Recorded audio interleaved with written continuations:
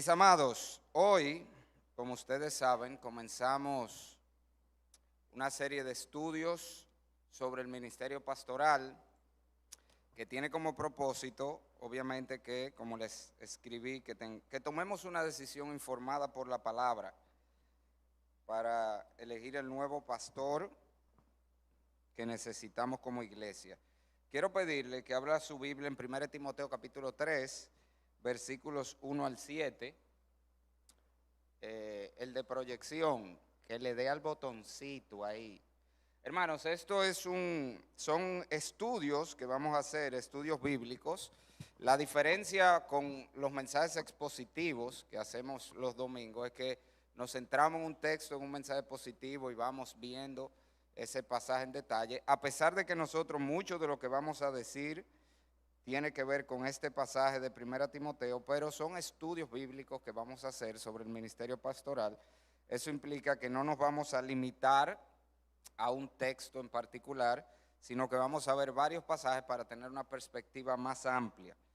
Yo le tengo aquí un bosquejito, así que a mí me gusta hacer los estudios para que usted pueda ver. Yo espero que usted lea esa letra, por lo menos los versículos, porque como vamos a ver muchos versículos y quiero que vea la relación de las palabras en los versículos, lo traje así. Miren, aquí le presento el panorama general de lo que vamos a estar viendo. La manera como estaremos estudiando este tema, vamos a tener 4 sesiones. En el día de hoy vamos a ver una perspectiva general del ministerio pastoral. Si vamos a elegir un pastor, pues tenemos que estar claros. ¿Por qué? ¿Para qué estamos eligiendo un pastor? Eso es sumamente importante. Y de eso se trata hoy, de entender un poquito más de lo que trata el ministerio pastoral. Luego, en los siguientes 2 miércoles, vamos a hablar de los requisitos que debemos buscar y que debe cumplir el hombre que será elegido. Eso será a partir de la semana que viene. Y el último miércoles, entonces, vamos a hablar de las responsabilidades que nosotros como iglesia nos comprometemos. Cuando ordenamos un pastor, la iglesia asume también un compromiso para con ese hombre, y vamos a hablar de eso en ese último miércoles, que son los 4 miércoles de diciembre. Hoy, como les dije, vamos a ver una perspectiva general y vamos a considerar 3 cosas sobre el ministerio en sentido general. Vamos a ver la importancia del ministerio pastoral, las responsabilidades o funciones del pastor y el proceso bíblico, porque esto no me ayuda, para establecer un hombre en el ministerio. Quiero leer primero el texto de 1 Timoteo 3, versículos 1 al 7, y de ahí partimos. Dice la palabra de Dios, palabra fiel. Te va a ver que eso es muy relevante ahí, esa expresión. Si alguno anhela obispado, buena obra desea, pero es necesario que el obispo sea irreprensible, marido de una sola mujer, sobrio, prudente, decoroso, hospedador, apto para enseñar, no dado al vino, no pendenciero, no codicioso de ganancias deshonestas, sino amable, apacible, no avaro, que gobierne bien su casa, que tenga a sus hijos en sujeción con toda honestidad, pues el que no sabe gobernar su propia casa, ¿cómo cuidará a la iglesia de Dios? No un neófito, no sea que envaneciéndose caiga en la condenación del diablo. También es necesario que tenga buen testimonio de los de afuera para que no caiga en descrédito y el lazo del diablo. Vamos otra vez a pedir a Dios que nos dirija. Señor, háblanos con tu palabra, danos luz y entendimiento en esta noche. En el nombre de Jesús, amén. Como les decía, estos son los 3 puntos que vamos a ver esta noche. Vamos a estar teniendo una perspectiva general, una panorámica general de lo que es el ministerio pastoral. Y vamos a comenzar hablando de la importancia. Miren, aunque usted no lo crea, el hecho de que Pablo comienza este pasaje con esa expresión palabra fiel, está apuntando a la relevancia que tiene esto para la iglesia. Esa expresión palabra fiel solamente se usa 5 veces en la Biblia, todas en las epístolas pastorales, y lo que intenta es llamar la atención a un asunto que es de primer orden para la iglesia, o una verdad que es trascendental. Para que usted me entienda, toda la Biblia es inspirada por Dios, ¿verdad? Estamos de acuerdo. Toda la Biblia es importante, estamos de acuerdo. Pero hay niveles de importancia en algunos pasajes. No niveles de inspiración, que hay gente que cree que lo que está en rojo es más inspirado que lo que es negro porque lo dijo Jesús. No, Toda la Escritura es palabra de Dios, toda es igualmente importante, pero hay algunos pasajes que son más relevantes. ¿Qué es más importante para una persona conocer? ¿La genealogía de Crónicas o Juan 3:16? No saben. Juan 3:16, obviamente, ¿verdad? O sea que hay mayor relevancia o no de algunos pasajes. Cuando Pablo usa esa expresión, palabra fiel, es llamando la atención. Hermanos, ojo con esto. Esto es algo importante. De hecho, le dije, solo se usa 5 veces.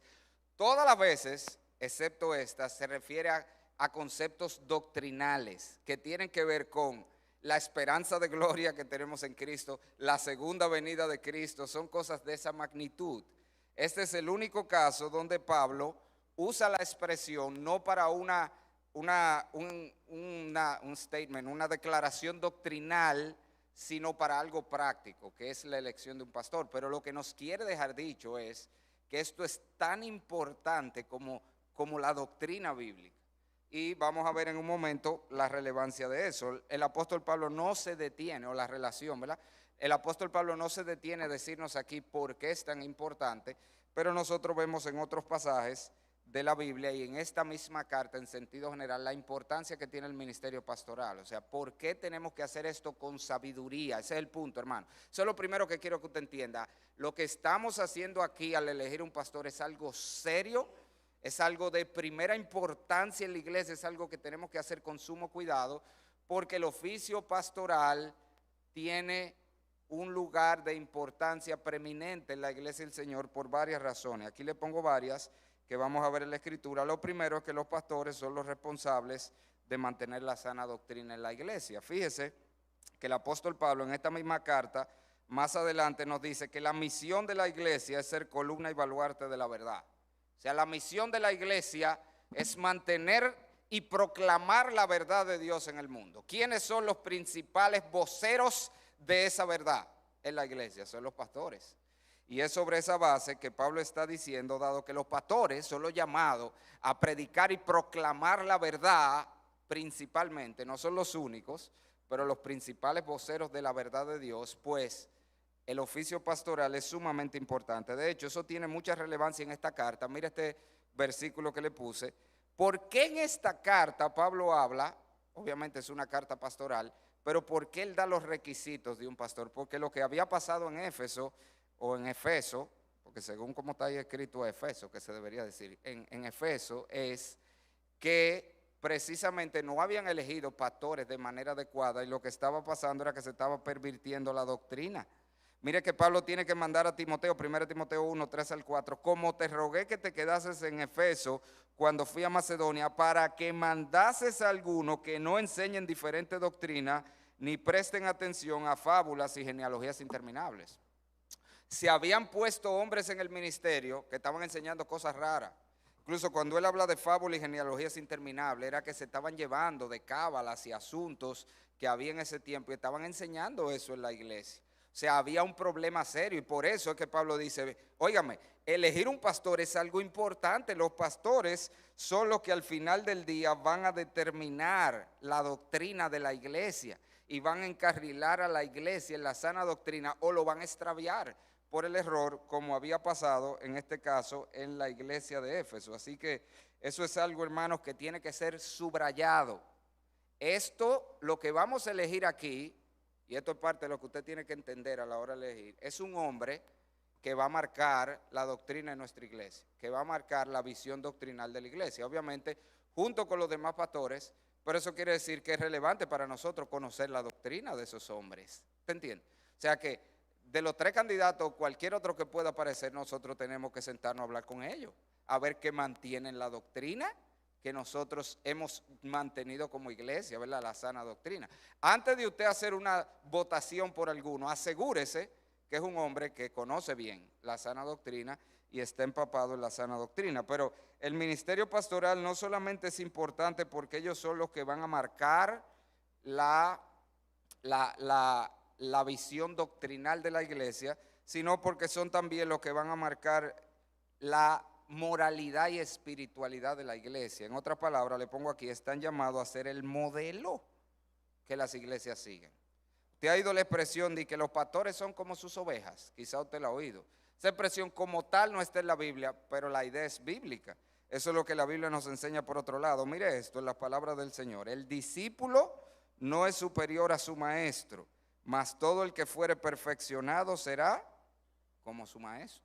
Eso quiere decir, es verdad que las iglesias al final serán las ovejas como su pastor.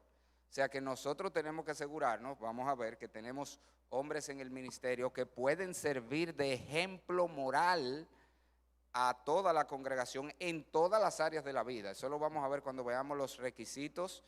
Habla de todas las áreas de la vida, su vida personal, su vida familiar, su testimonio hacia afuera. En todas las áreas de la vida tiene que ser un hombre que pueda servir de modelo, que su familia pueda servir de modelo. Oiga, vamos a ver que su mujer pueda servir de modelo a las demás hermanas de la iglesia, que sus hijos puedan servir de modelo a las demás. Es verdad que eso le pone un peso grandísimo a los hijos de los pastores, pero es una realidad bíblica, porque se supone que la familia pastoral es modelo a las demás. Miren algunos pasajes, otros textos que hablan de eso. Acordaos de vuestros pastores que os hablaron la palabra de Dios, considerad cuál haya sido el resultado de su conducta e imitad su fe. La Biblia nos llama una y otra vez a imitar a los pastores. 1 Pedro 5:3 llama a los ancianos a ser ejemplos de la grey, a los pastores.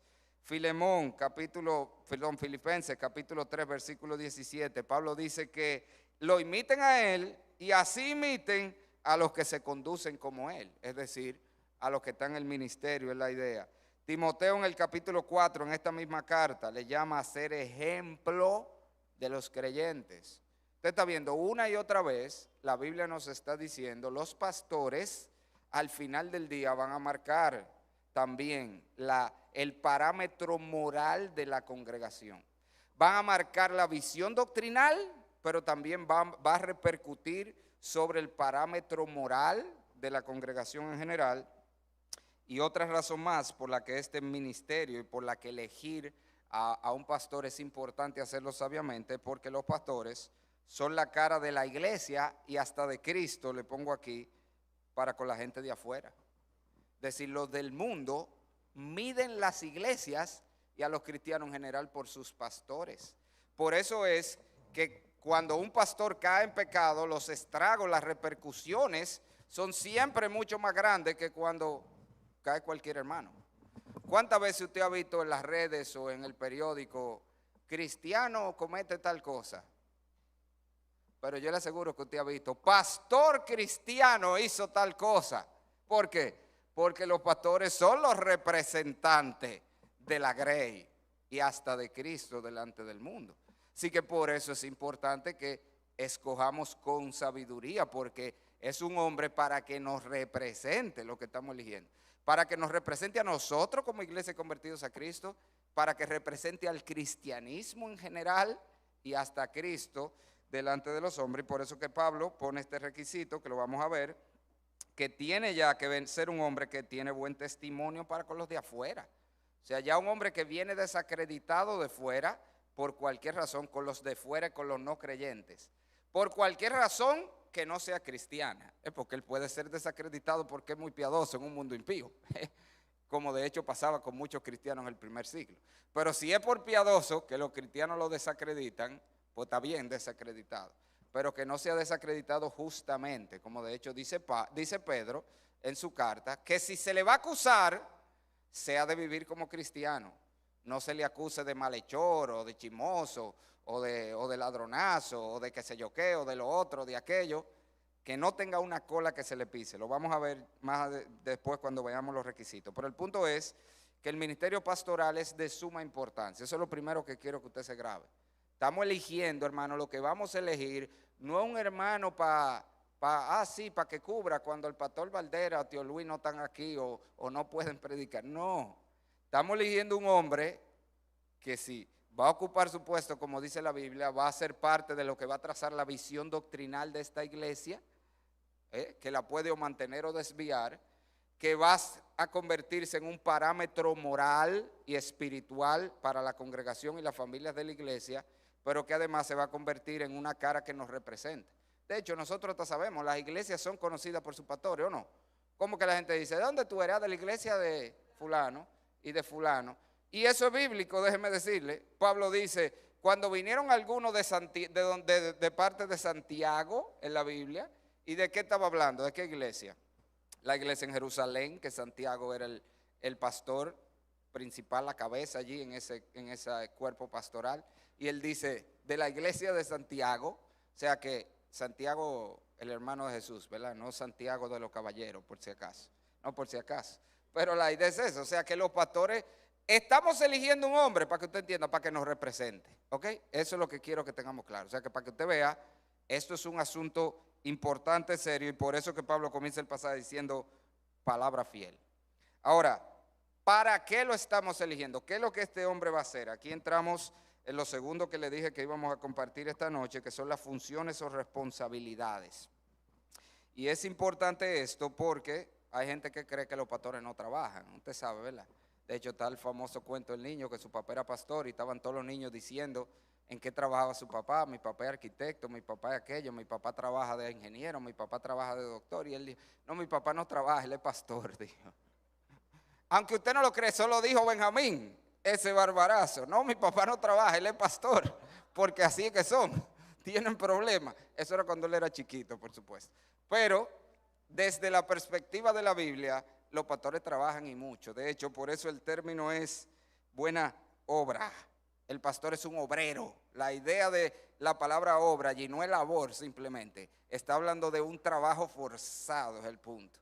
Y no solamente eso, dice buena obra. Es una obra loable, esa es la idea. Es un trabajo honrado, digno, respetable. O sea que el pastor trabaja, hermano. Ahora, ¿en qué trabaja el pastor? Eso es los domingos nada más que él se para ahí a hablar. No, el pastor tiene muchas responsabilidades en la iglesia. En la Biblia, le pongo aquí, se usan 3 títulos para describir el oficio pastoral y cada uno de ellos nos apunta a una determinada función del oficio pastoral. Y esto es de lo más importante que yo creo que usted se lleve, hermano. Yo diría que casi la mitad del mundo cristiano tiene este concepto errado, hace una división, quizá usted ha visto iglesia de que están los ancianos y los pastores. Eso está errado, hermano. Los ancianos son los pastores y los pastores son los ancianos. Si es anciano es pastor y si es pastor es anciano. Hay 3 términos en la Biblia para referirse al ministerio pastoral. Esos 3 títulos son obispo, anciano y pastor. Y yo le voy a enseñar ahora sin lugar a duda por la palabra que se refieren a la misma persona. Los 3, cuando la Biblia habla de anciano, cuando la Biblia habla de pastor, cuando la Biblia habla de obispo, está hablando del mismo individuo y del mismo oficio. No hay ancianos de la iglesia que no sean pastores, ni pastores que no sean ancianos. Mire aquí conmigo algunos textos. Este es el pasaje de Hechos 20, donde Pablo manda a llamar a los, ¿qué fue lo que mandó a llamar? A los ancianos de la iglesia. Y mire lo que él le dice más abajo. Por tanto, mirad vosotros por todo él, ya vamos a empezar por ahí, rebaño. Si están puestos sobre un rebaño, ¿qué es lo que son? Pastores. Pero lo vamos a ver más claro de ahí. Pero a los ancianos estaban puestos sobre el rebaño, serán pastores, en que el Espíritu os ha puesto, ¿por qué? Por obispo, o sea que los ancianos son los obispos y son los pastores. Pero mire aquí, para apacentar, usted sabe lo que es esa palabra, se lo puse ahí, literalmente en el original, pastorear. Él mandó a llamar a los ancianos que el Espíritu Santo había puesto como obispos para pastorear la iglesia. En pocas palabras, el pastor, el anciano, el obispo, es el mismo individuo.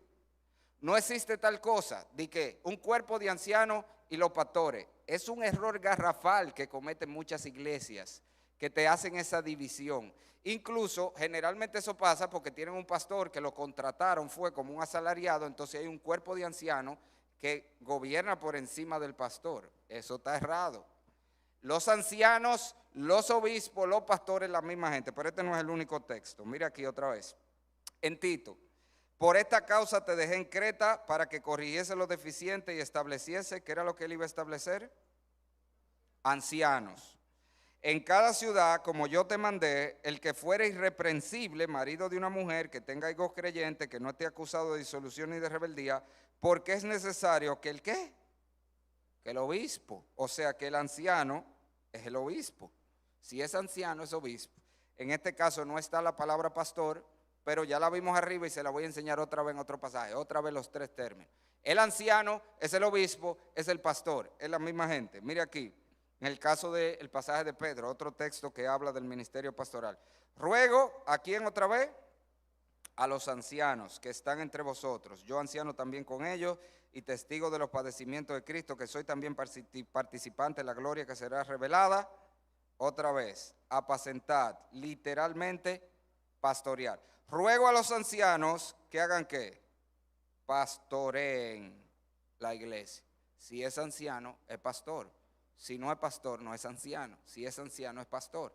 El término anciano está hablando del pastor de la iglesia, pero no solo eso. Apacentad, pastoread la grey de Dios que está entre vosotros. Nuestra Biblia no se ve, dice cuidando de ella, pero la palabra allí es literalmente obispando. ¿Por qué que esto apaga y prende? Me tiene nervioso, ayúdeme ahí, apáguenlo y ya, pero vamos a apagarlo. Que lo pusieron modo Navidad esto, que apaga y prende. Y que porque estamos en Navidad, pues vamos a apagarlo y ya eso. Pues sí, obispando. El pastor, los ancianos están puestos para pastorear y obispar, sobrevelar, vamos a ver, sobre la congregación. No solo eso, sigue diciendo, no por fuerza, sino voluntariamente, no por ganancias honestas, sino con ánimo pronto, no como teniendo señorío sobre los que están a vuestro cuidado, sino siendo ejemplos de la grey, otra vez, o sea, del rebaño. Y cuando aparezca el príncipe de ¿quiénes? De los pastores, o sea que los ancianos son los pastores. Cuando aparezca el príncipe de los pastores, recibiréis la corona incorruptible. Los ancianos son los pastores. ¿Usted lo vio ahí? Eso está claro en la Biblia. De verdad, yo no sé de dónde que ha salido esa separación que tiene mucha iglesia, de que los ancianos, los pastores, eso no existe. Los ancianos son los pastores son los ancianos y los obispos. Es el mismo término. Ahora, ¿por qué eso es relevante? Porque esos tres títulos que le da la Biblia al oficio pastoral son, si pudiéramos decirlo así, la descripción de puesto. Son las cosas que el que está ordenado al ministerio está llamado a hacer. Cuando se usa el término anciano, nos habla de su función de gobernar y dirigir la iglesia. Ojo, usted conoce que en la cultura, le pongo aquí, eso fue tomado directo de la cultura judía, como muchas cosas cristianas se extrapolaron directo del judaísmo a la iglesia. ¿Cómo le llamaban los judíos a sus líderes? Los ancianos, que se sentaban a la puerta de la ciudad, ellos eran los que gobernaban. Entonces, como el término anciano ya se usaba para denotar a aquel que gobernaba y regía las ciudades y dirigía las ciudades, el término entonces pasó a aplicarse a los pastores porque son los responsables del gobierno y la dirección de la iglesia. Y mírenlo en otros versículos todavía más claro. 1 Timoteo 5:17, los ancianos que gobiernan bien sean tenidos por dignos de doble honor. ¿Cuál es la función de los ancianos? Que ya vimos que son los pastores y los obispos. Gobernar la iglesia. Pues esto es de los requisitos en el mismo pasaje de 1 Timoteo. El que no sabe gobernar su propia casa, ¿cómo cuidará de la iglesia de Dios? Es interesante que aquí el gobierno se presenta como un cuidado. ¿Por qué? Porque el Señor quiere que sepamos que no es el gobierno como los presidentes, usted ve. Usted ve cómo Abinader gobierna. ¿Cuántas veces usted ha visto a Abinader de frente y ha podido hablar con él? ¿O ha ido a contarle un problema que tiene? No, los gobernantes de las naciones gobiernan de lejos. Tú ves, usted allá, yo aquí. No, este es un gobierno como el de un papá. Así es que debe ser. Como el de un papá sobre su casa. Así debe ser el gobierno de los ancianos o los pastores de la iglesia. Y mire este otro. Habla de otra faceta del anciano de la iglesia, aquí le llama obispo, que vimos que es el mismo pastor y anciano, y dice, porque es necesario que el obispo sea irreprensible como administrador de Dios. ¿Quiénes son los responsables de la administración de la iglesia? Ay, los pastores también. De hecho, el término administrador ahí, oikónomos, de donde viene nuestra palabra economía. O sea que aún los asuntos económicos de la iglesia están bajo el gobierno de los pastores. Y ojo con esto, porque hay muchas iglesias que también tienen este problema. está el cuerpo de diáconos de la iglesia. Ese es el otro oficio. En la iglesia hay dos oficios solamente, pastores y diáconos. El cuerpo de diáconos está principalmente para trabajar con los asuntos materiales, pero no es un cuerpo independiente del cuerpo pastoral, que pasa en muchas iglesias. Los diáconos por aquí, los pastores por allá, y eso no se mezcla. Esos son los dos poderes del Estado, ¿verdad? El poder legislativo, el judicial, y no funciona así. Si usted busca nuestro organigrama, por eso yo siempre he dicho, esta siempre ha sido la mejor iglesia, ¿eh? Ustedes que no lo saben, señores, pero esta ha sido la mejor iglesia. Si usted mira nuestro organigrama, el cuerpo de diácono está bajo el cuerpo pastoral, porque así es como va. El cuerpo de diáconos funciona bajo la dirección y supervisión pastoral. Los pastores son los responsables de todo en la iglesia, aún de los aspectos económicos. Si la iglesia se mete en un lío económico, no es a la comisión de finanzas o los diáconos que el Señor va a llamar para pedir cuenta, es a los responsables de la iglesia, que son los pastores. Claro, muchos de los asuntos administrativos los pastores los van a delegar en el cuerpo de diáconos, pero sigue estando bajo la supervisión y dirección de ellos, porque los pastores son los responsables de todo en la congregación, de todo lo que tiene que ver con el gobierno, la dirección y la administración. Aquí le pongo un ejemplo que es muy relevante. ¿En qué pasaje fue que se surgió el oficio de los diáconos? Ajá, ¿en qué capítulo? ¿En qué capítulo de la Biblia? Hechos 6. ¿Por qué le estoy enfatizando eso? En Hechos 11, cuando Pablo fue a llevar la ofrenda para los necesitados en Jerusalén, búsquelo, usted lo puede buscar, no fue a los diáconos que él se la llevó. Bueno, como los diáconos son responsables de la administración, vamos a llevar esta ofrenda para que los diáconos la distribuyan. No, fue a los ancianos, a los pastores. Ahora, yo le aseguro que los pastores iban a tramitar esa ayuda a través de ¿quiénes? De los diáconos, porque ellos lo que están para servir la mesa. Pero no fue a los diáconos que se le llevó, fue a los ancianos de la iglesia, a los pastores, porque ellos son los responsables de todo. Al final del día, los ancianos, los pastores, son los responsables de todo. Eso no quiere decir que lo va a hacer todo, pero la idea es esa, que el pastor, los pastores son los responsables de todo, aunque ellos deleguen, aunque tengan gente, y su mayor aliado son los diáconos, ¿verdad? Para trabajar. Pero ellos son los responsables, y todo eso tiene que ver con el título anciano.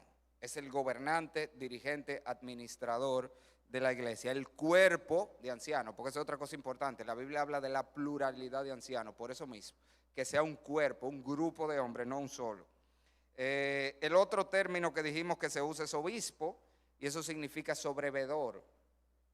La idea es literalmente episcopos, scopos, como telescopio. Es uno que mira desde arriba. Imagínese a alguien en una torre de vigía con unos, ¿cómo se llama esto? Binoculares, mirando por encima de la congregación a ver a todo el mundo. En otras palabras, lo que yo siempre digo, lo que eso significa, bueno, aquí está, Hechos 20, mirad por vosotros y por todo el rebaño a que el Espíritu se ha puesto por obispo. Por eso él usa ahí la palabra obispo, porque de eso es que se trata. El obispo es uno que está así. En otra palabra, hermano, a la gente, mucha gente no le gusta eso, pero los pastores están ahí para tenerte chequeado. Esa es la idea. Mira. Para eso es que están. Y cuando están haciendo eso, están haciendo su trabajo. Ellos están para meterse en tu vida, para decir, hermano, me está preocupando esto, me preocupa esta situación, ¿qué está pasando con esto?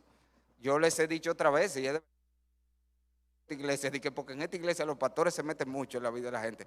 Pero gloria al Señor, eso quiere decir que tenemos pastores que están haciendo su labor de obispos, sobrevelar sobre la congregación, mirar que todo vaya bien, que los hermanos estén bien, qué está pasando con esta ovejita y le caiga atrás. Eso es parte. Pero otra vez, lleve esto a nuestro contexto de lo que estamos haciendo. Estamos diciendo que lo que vamos a elegir es un hombre para que gobierne, dirija y sirva de administrador junto con el cuerpo de la iglesia y los diáconos, por supuesto, pero eso es lo que estamos eligiendo, no un hermanito para que de vez en cuando haga algo, es alguien para gobernar y dirigir la iglesia, es alguien que tú estás eligiendo para darle permiso a que se meta en tu vida, eso es lo que estamos hablando, ¿verdad? Para que esté atento a ti todo el tiempo. Y el otro texto que la Biblia usa, que también habla de ese obispar, es el de 1 Pedro, para sentar la grey de Dios, obispando, cuidando de ella. Ese es el cuidado individual que el pastor hace. Por supuesto, el otro término, que es el que más usamos, El término pastor lo que habla es de la alimentación. El pastor es el que lleva a los pastos, esa es la idea. El pastor es el que apacienta, lleva los pastos, nutre la iglesia. ¿Cómo se alimenta la iglesia? ¿Cómo es? Con la palabra. O sea, que una de las funciones principales de los pastores es alimentar las ovejas con la palabra de Dios, tanto de manera pública como privada. Le pongo aquí, Pablo habla, no quise llenar con más versículos, pero Pablo habla de que él enseñaba públicamente y por las casas. O sea, hay lo que es la administración pública de la palabra y la administración privada de la palabra. Todo eso es, los responsables principales son los pastores en la iglesia. O sea que gran parte del trabajo del pastor es enseñar. Y vamos a ver que por eso dentro de los requisitos, apto para enseñar. Si no es apto para enseñar, puede tener todo lo demás, pero no puede ser pastor.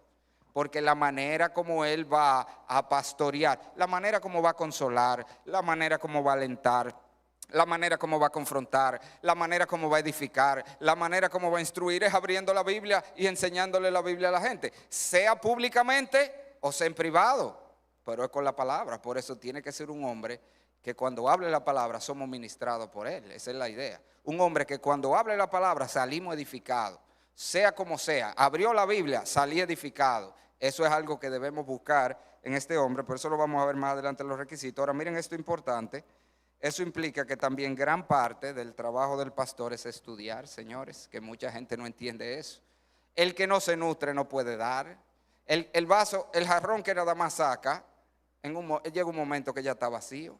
Entonces, parte del trabajo del pastor, que la iglesia debe asegurarse que él tiene tiempo para estudiar.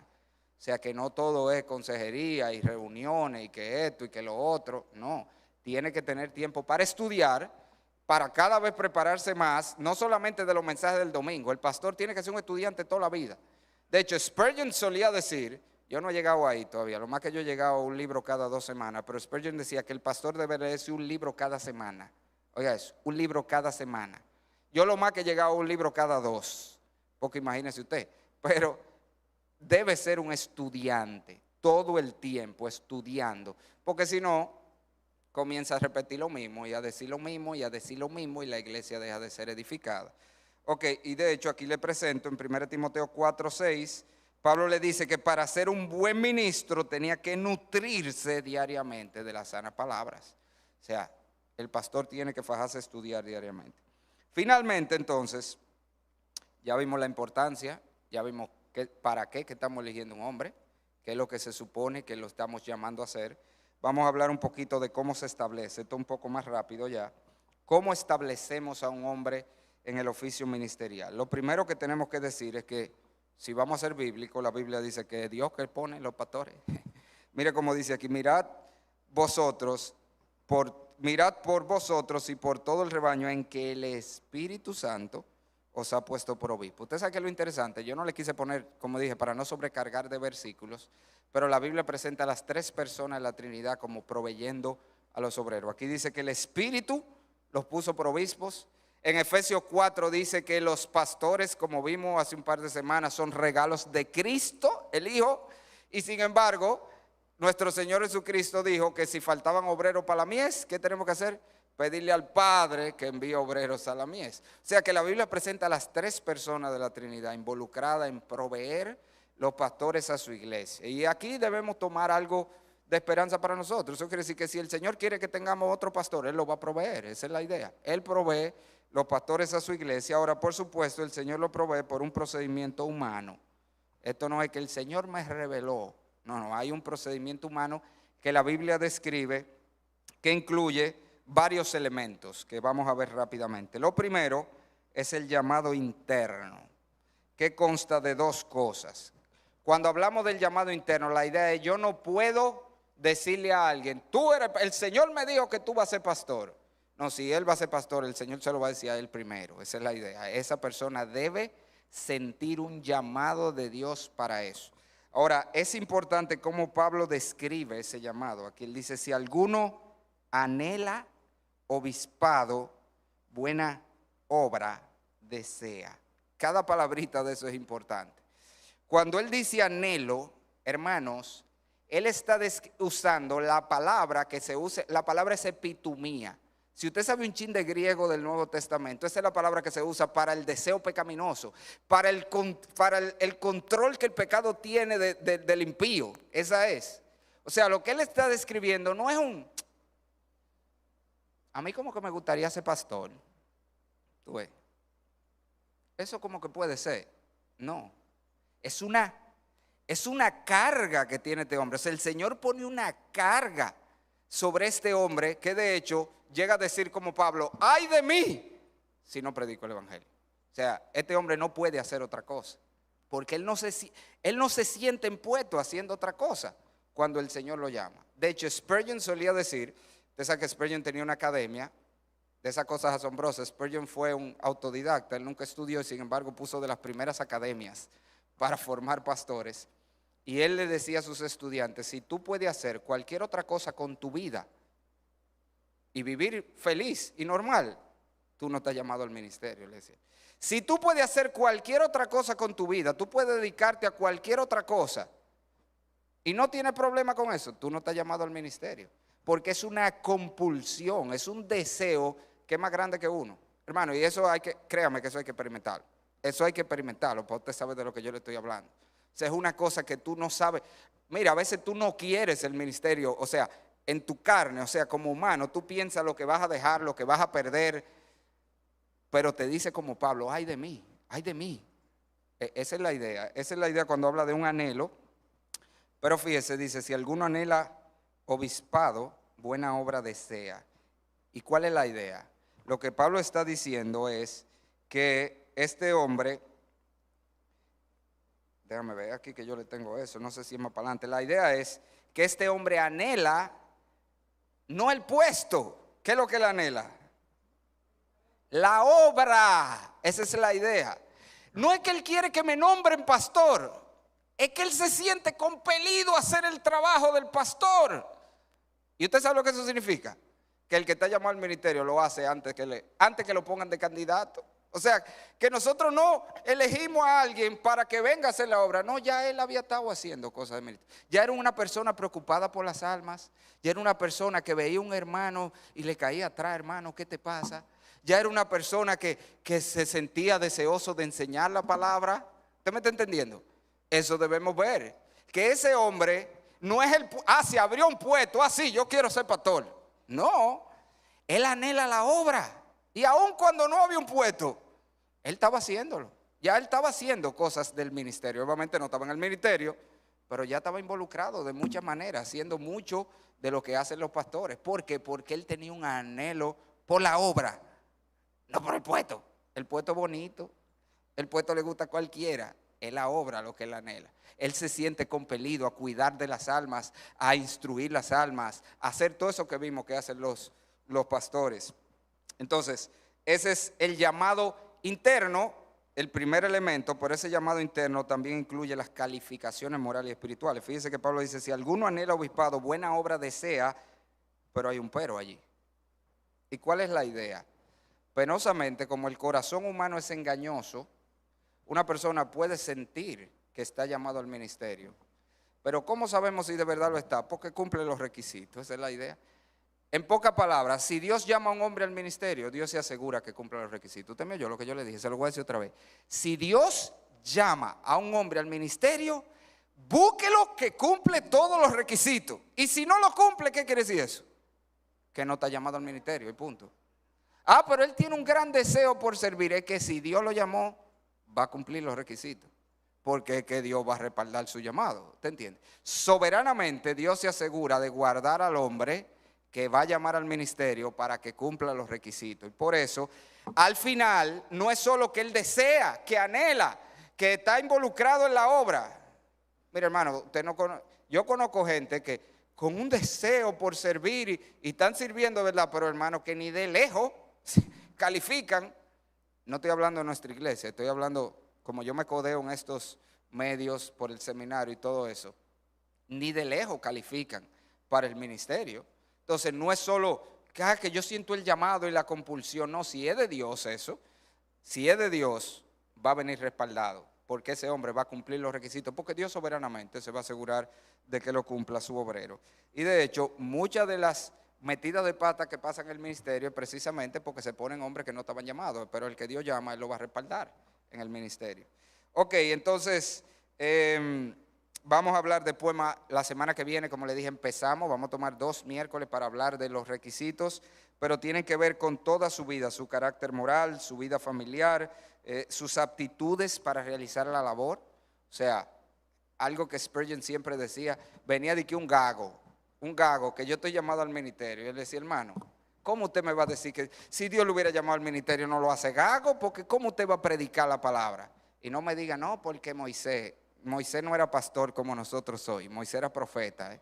Para los profetas se valía de todo, pero aquí tenemos requisitos. Entonces, mire, Spurgeon lo sacaba del aire hasta porque tenía los dientes raros y cuando hablaba le pitaba, le dije, toda esa gente que le pita. Y él decía, pero es que la gente usted no lo va a poder ni atender, Señor, cuando usted está predicando. Si Dios lo hubiera querido el ministerio, le hubiera dado mejor dentadura, le decía. Claro, no tenían lo que nosotros tenemos hoy, ¿verdad? Que esas cosas se arreglan. Pero la idea es esa. El hombre que Dios llama no solo le da el deseo, le da las aptitudes, le da las capacidades y se asegura de que cumpla todos los requisitos. Ahora, hay un llamado externo también y es el llamado de la iglesia. ¿Cuál es la idea con esto? Sí, puede ser que el hombre diga, porque él no puede decir que él cumple los requisitos, pero nosotros vemos que cumple los requisitos, esa es la idea. La evaluación no es de él, la evaluación es de la iglesia.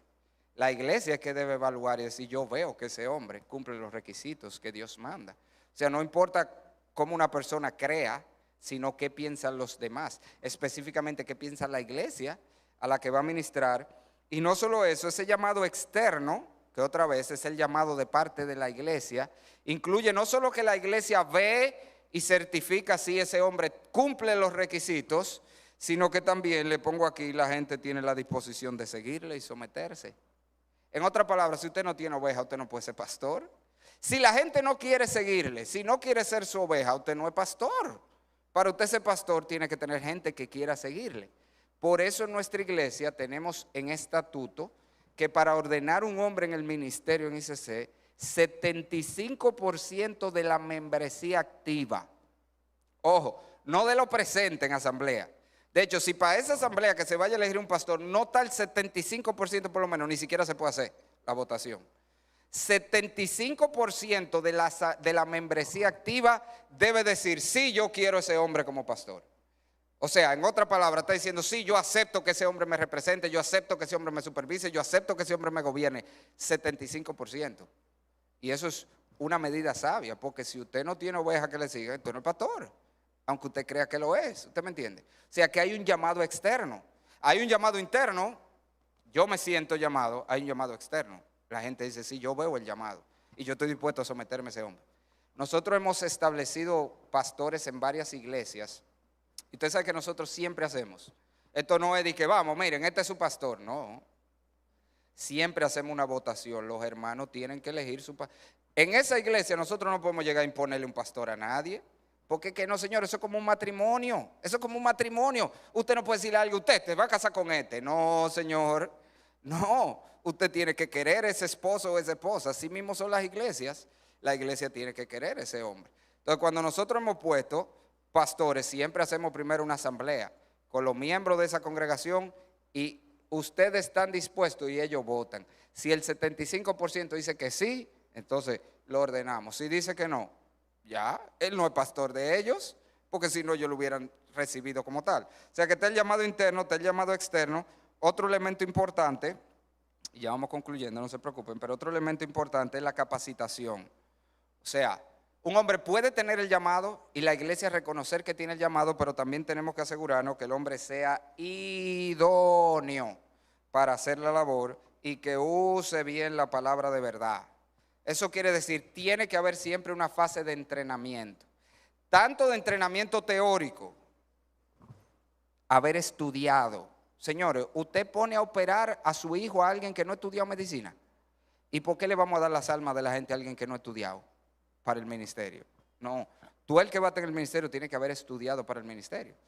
Y lo que le estoy diciendo otra vez, yo lo que quiero que usted aterrice esto en nuestro contexto. Esta es de las cosas también que usted tiene que averiguar. Usted sabe la capacitación que han tenido nuestros hombres. Yo les dejo caer una colita. Todos han sido entrenados de una forma u otra, por lo menos la parte teórica.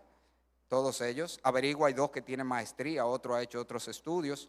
Averigüe de eso. Pero usted tiene que estar consciente que usted va a votar por alguien que ya se ha preparado. Ahora, esa preparación no solamente tiene que ser formal a nivel de un seminario, que es lo ideal, pero también puede ser, como han hecho muchos pastores, ¿verdad? De manera personal, individual, se ha fajado a estudiar. El pastor Mayen fue así, fue autodidacta, se fajó a estudiar. De hecho, los pastores de la vieja guardia de antes eran así, pero todos se fajaban a estudiar. No entraron al ministerio sin conocimiento bíblico, ¿ok? Puede ser también en su misma iglesia local, con su pastor, ¿verdad? Que le dé seguimiento. De hecho, el primer seminario que cogió Luis Valdera y cogí yo, ¿usted sabe cómo se llamó? Seminario de José Mayen. Me citaba todos los miércoles, nos reuníamos en la mañana, él y yo, y ese sí era como Spurgeon, un libro semanal me daba. Mira, me trae un resumen para la semana que viene y nos sentamos a hablarlo. Toda la semana yo me reuní como por un año con el pastor Mayen a tratar un libro. Por ahí andan los libros que hasta tienen los resúmenes, él le pegaba mi resumen. Yo tenía que hacerle el resumen del libro entero en una ficha y hablábamos. Ese fue mi primer seminario. Después yo hice el del SUB, después hice varios, que ya usted sabe que he hecho. Pero la idea es que tiene que recibir entrenamiento teórico y práctico, que eso es importante. Todas las iglesias, sabias y sensatas, no ordenan a alguien si primero no lo ha fogueado en el ministerio. Sea en su misma iglesia, que le asigna responsabilidades, se lo carga a un pastor ya para que trabaje con él. Nosotros lo hacemos mejor todavía. ¿Usted sabe cómo lo hacemos nosotros? Muéstrenos su llamado, váyase para un campo a trabajar en una obra, como usted vio que lo estamos haciendo ahora, con los 3 que tenemos de candidatos. Cada uno lo mandamos para una de las obras misioneras, porque es una manera, primero, de que nos muestren su llamado al servir en ese contexto, porque siempre he dicho, ay, qué bueno, es aquí, qué fácil, esta iglesia ya armada, con una estructura, ahí sí, sé pastor de iglesia convertido, fájate a guayar la yuca, a comenzar a trabajar en lo más pequeño. Entonces, por eso lo hacemos, eso es lo primero, pero lo segundo también le sirve de entrenamiento de todo lo que tiene que ver con el ministerio. Así que tiene que haber una capacitación tanto teórica, le pongo aquí los aspectos teóricos y los estudios bíblicos, pero también práctica. Y el cuarto y último elemento para poner un hombre en el ministerio es la ordenación. La ordenación es el reconocimiento de otros pastores. Fíjese qué interesante, hay por lo menos 3 checkpoints, puntos de chequeo para ordenar un hombre. El personal, el congregacional y el pastoral. ¿Ok? La gente es ordenada al ministerio por otros pastores. Puede ser el cuerpo pastoral de esta iglesia, o sea, el pastor Valder y yo, pero generalmente eso se hace con otros pastores que ya conocen a esos hombres. De hecho, el estilo de antes, ¿usted sabe cómo era? Se reunían todos los pastores de la ciudad y lo fogueaban en un día, haciéndole preguntas teológicas, preguntándole cómo trataría tal cosa. Y si todos esos pastores decían, sí, entendemos que ese hombre está llamado y está capacitado, entonces se ordenaba con esos mismos pastores que le imponían las manos. Y ese proceso es bíblico. Fíjese que Pablo le dice a Timoteo que él fue puesto en el ministerio por la imposición de mano del presbiterio. ¿Usted sabe lo que es eso? El cuerpo de ancianos. Presbítero, anciano, es la idea. O sea, los pastores son los que ordenan pastores. Con la anuencia de la congregación que dice sí, pero un hombre tiene que ser ordenado por otros pastores que le imponen la mano, que reconocen su llamado, y la idea de eso es transferencia de autoridad. Eso es algo simbólico, pero es así que va. O sea, nadie se puede autoproclamar pastor. Tiene que haber otros pastores que reconocen su llamado, el presbiterio, lo que Pablo llama aquí, y le imponen la mano. Mire, Pablo le dice a Timoteo por eso que no imponga la mano con ligereza. O sea, porque Timoteo era del presbiterio, que tenía que ordenar a otro pastor, y él le está diciendo, ten cuidado en quién impone. A mí eso me llama la atención. ¿Usted sabe por qué? Porque, como le dije, este sirve como un último punto de chequeo, un checkpoint. Porque a veces la congregación puede elegir mal, ¿o no? No dice la Biblia que habrá gente que se amontonará maestro conforme a su propia concupiscencia. Entonces, por eso tiene que haber, la decisión final es del cuerpo pastoral, como quiera, que dice, sí, este lo vamos a ordenar. No, mira, que en realidad no estamos convencidos, vamos a darle más tiempo, o entendemos que no. pero la decisión final sigue siendo de los pastores, el presbiterio. Como le dije, generalmente como se hacía era de todos los pastores. De hecho, yo no sé si ustedes supieron que ahora pasó algo así. Dacuña mandó a buscar a todos los pastores, hasta Luis tuvo, el pastor Valdera estuvo involucrado, porque ellos no habían sido ordenados de esa manera. Y eso es bíblico, tiene que ser así. Ni él ni Yadín, nadie lo vio. ¿Quién ordenó a ellos? No, Yadín estaba ahí porque él era el hijo del pastor que estaba, y Dacuña porque se quedaron sin pastor y necesitaban otro, nadie lo había ordenado. Y ellos mandaron a buscar a todos los pastores de la ciudad, que se sentaron con ellos, evaluarlo, y después esos pastores lo ordenaron. Eso es bíblico, la ordenación por otros pastores. En conclusión, entonces, ya como le dije, la semana que viene vamos a ver los requisitos que vamos a evaluar, pero ya yo creo que tenemos mucho para nosotros empezar a rumiar, a meditar en esta decisión que tenemos. Lo primero es la importancia, hermano, no es algo ligero lo que vamos a elegir aquí. Es un hombre para que trace la doctrina de la iglesia, es un hombre para que nos sirva de parámetro moral y espiritual en todas las áreas de la vida, personal, familiar, de toda manera. Y es un hombre para que nos represente delante del mundo. Eso es lo que vamos a elegir. Lo segundo que vimos es para qué estamos eligiendo a este hombre. Este hombre lo estamos eligiendo para gobernar y dirigir la iglesia junto con los demás pastores en todos los aspectos, para tener una supervisión constante de nuestras vidas y para cuidar y pastorear nuestra alma con la palabra de Dios. Y lo tercero, los elementos que debemos considerar a la hora de ordenarlo. El deseo por la obra, otra vez, por la obra, no por el puesto, por la obra. Es un hombre que usted lo ve, que tiene un corazón pastoral y ha estado involucrado en el cuidado de las almas, aunque no había una vacante para pastor, que ha recibido capacitación teórica y práctica, o le está recibiendo, y por supuesto que cumple con los requisitos morales, pero eso lo vamos a ver la semana que viene. Preguntas, eso es lo bueno de los estudios, que aquí se puede hacer preguntas, no son exposiciones. Preguntas que no tenga que ver con los requisitos, eso lo vamos a ver después. Dime. ¿Tres qué? No, 3 candidatos ahora mismo. De aquí, no, todo el que aparezca.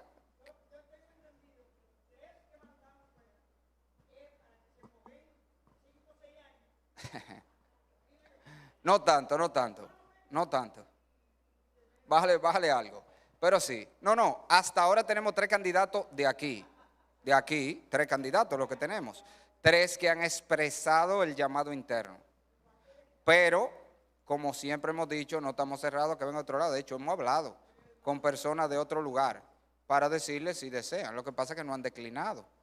Cuando aparezca alguien que desee el ministerio y no lo exprese, pues si entendemos los pastores que califica, obviamente es una decisión que al final todo el mundo tiene que hacer esa evaluación, pues se pondrá como candidato. Sí, yo sé lo que tú me estás haciendo, pero él no quiere, o no que no quiere, dice que no puede. Ese que tú me estás diciendo. Él dice que no puede. Hablamos ahorita. ¿Quién más? ¿Alguna pregunta? Ella quiere proponer uno, pero fue uno de los hermanos que hablamos, porque es un posible candidato. Era un hermano que era de nuestra iglesia y está pastoreando en otro lugar.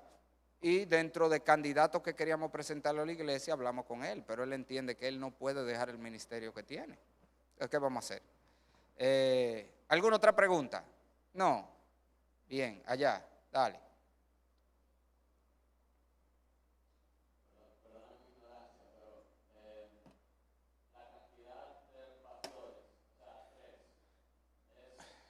Nosotros, mira, eso no es un estándar de que está escrito en piedra, obviamente.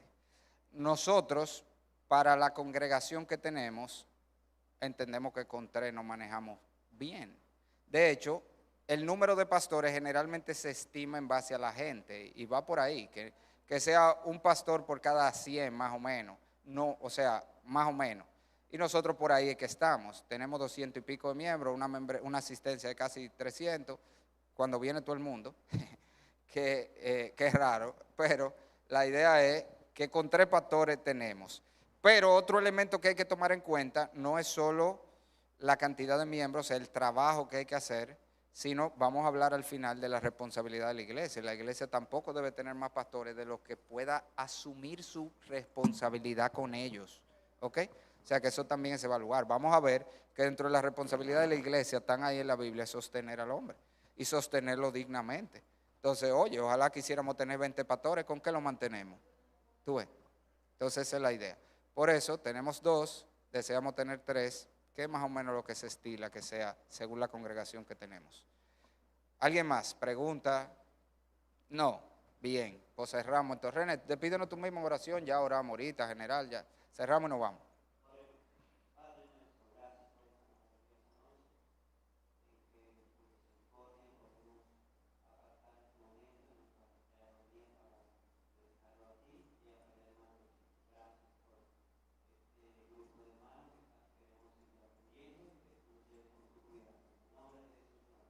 Amén.